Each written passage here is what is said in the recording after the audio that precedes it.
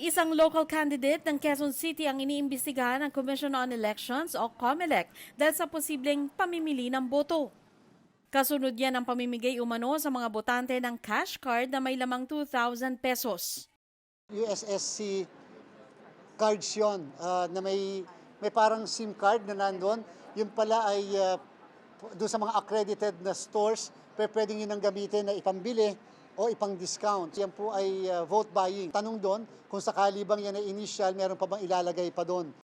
Sabi ni COMELEC Chairman George Erwin Garcia, hindi pa raw pala sapat na nakipagtulungan sila sa mga kumpanya ng e-wallets dahil may ibang pamamaraan pa ang digital vote buying. Mapapanagot natin kung mapapatunayan, hindi lamang po yung mismong kandidato, kung hindi yung mismong platform na ginamit para makapag-issue ng ganitong klaseng card.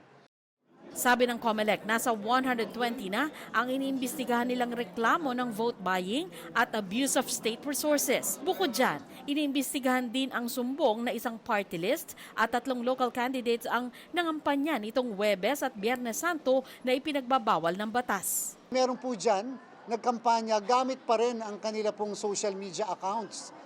So ibig sabihin, pangangampanya pa rin po yan. Hindi pa rin sila